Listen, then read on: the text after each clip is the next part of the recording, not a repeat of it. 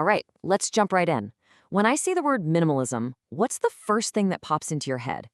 For a lot of people, it's this image of a really stark, empty white room, maybe with one single, probably very uncomfortable chair in the corner. But what if that whole image is just wrong? Today, we're going to tear that idea down and talk about what minimalism really is. Exactly. I mean, this quote just nails it, right? Let's get this out of the way right now.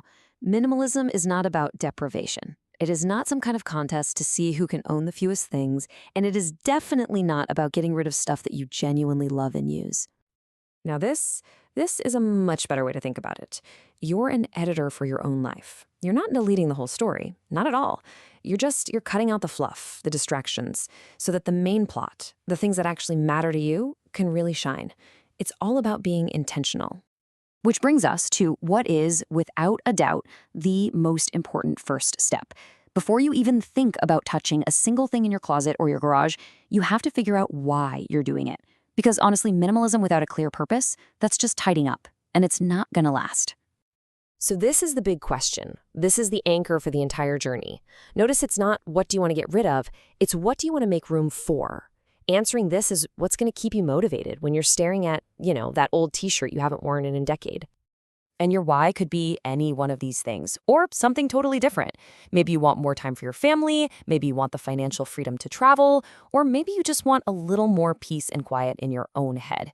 Whatever it is, get super clear on it. That's your mission statement. Okay, so with our purpose locked in, now we can get to the part everybody thinks of first, all our physical stuff. This is where the editing really begins, but I promise it does not have to be this huge, overwhelming project. You really don't need some super complicated system. These 3 rules are simple, but man, are they powerful. The 90-90 rule is perfect for all those just-in-case items we all hang on to. The one in, one out rule is your secret weapon for making sure the clutter never creeps back in. And the everything has a home policy, that's a total game changer for keeping your space feeling calm and tidy. And this right here, this captures the whole mindset shift. It's about moving away from just accumulating stuff, the impulse buys, the disposable things that break, and moving towards intentionally choosing fewer, better things. Things that actually serve a purpose or bring you real, lasting joy. But here's where it gets really interesting. Minimalism goes way beyond your physical space. Because in our world today, some of the worst, most stressful clutter is stuff you can't even touch. Yep, there it is. Digital clutter is the new frontier. Just think about it for a second. Your email inbox, the constant notifications buzzing on your phone, the thousands of photos you have saved. All of that is creating noise in your head. And honestly, it can be just as draining as a messy house. So taming this digital noise is absolutely crucial. And the great thing is, you can take some small steps right now. Unsubscribe from 5 email lists you never read. Turn off notifications from any app that isn't an actual human being trying to contact you. These little actions add up and create so much mental space. All right, this is where it all comes together. Because here's the secret. Minimalism is not a rigid set of rules you have to follow. It is not one size fits all. It's a deeply, deeply personal journey. There are so many different flavors of this.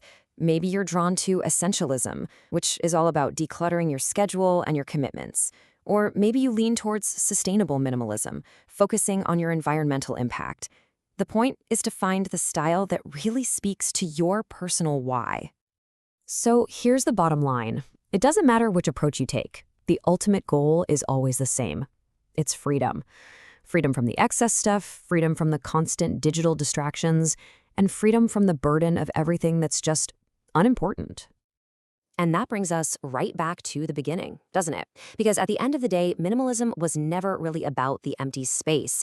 It was always about what you choose to fill that space with.